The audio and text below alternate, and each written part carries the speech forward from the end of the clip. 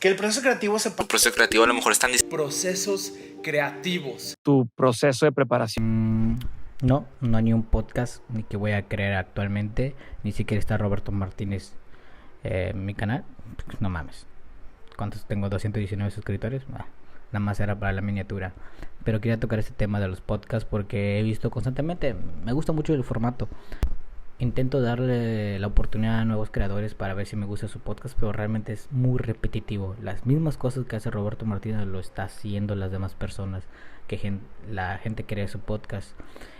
Donde estuve investigando, no me crean mucho, pero el podcast se creó en el 2004 por Ben Hasmerly. Es de España, por lo que me apareció en Google. Nació el podcast en el 2004. El podcast yo como tal lo conocía nada más por las aplicaciones de iPhone, que me aparecía integradamente cuando pues, compras un equipo y te aparecía podcast en color moradito el icono, pero nunca sabía qué onda. Hasta el año pasado en pandemia pues me puse a ver mucho contenido en YouTube hasta que me apareció el famosísimo podcast de Cosas con Roberto Martínez y Jacobo Wong. Es más, Jacobo Wong yo ya lo conocía, pero no me gustaba su contenido. Yo ya no era su target, pero este formato en que evolucionó sí está chido, la neta sí está chido, y me agrada saber que no se haya quedado el formato como todos los youtubers que han empezado y ya han pasado que 10, 15 años desde que crearon su canal y pues siguen teniendo el mismo humor que hace 10 años y pues las plataformas y el formato cambia y se tienen que evolucionar. Pero Roberto Martínez por su parte y de por sí ya creaba sus independientemente de creativo. El detalle es que ellos alzaron la piedra, alzaron la voz y de ahí salió La Cotorrisa, de ahí salieron varios. No sé quién fue el primero en México como tal, pero Roberto Martínez ya lleva años. Tú buscas sus primeros videos, a la verga, ese vato ya lleva años como creando su contenido. Está chido, es como que él empezó con poco y ahora la calidad que tiene es increíble.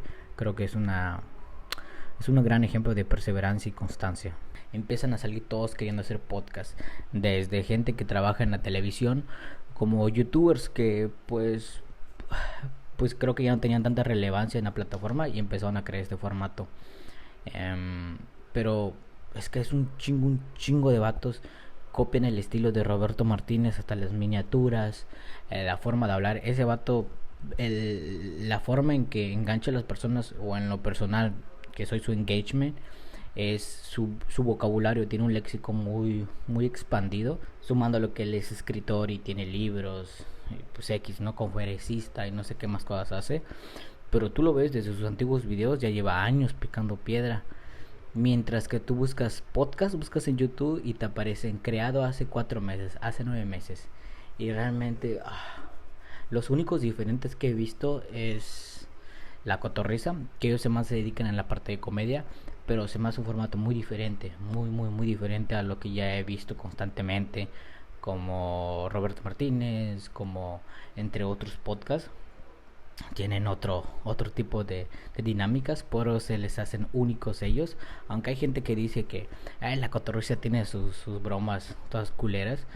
Sí, para mí me dan risa. Es como un ejemplo, yo no escucho ni siquiera veo el podcast de leyendas legendarias porque se me hace algo aburrido. Y mucha gente le gusta, le mama ese podcast, pero en lo personal no. Es como hay gente que no le gusta La Cotorrisa, a mí me caga de risa porque el humor es muy similar al que yo tengo. Y porque cuando los veo a esos dos vatos, pues sientes como que estuve hablando con mi compa, tirando caca, tirando mierda, riéndome de las desgracias de otro. Y se ve muy transparente cómo se lleva Sloboski con Ricardo Pérez.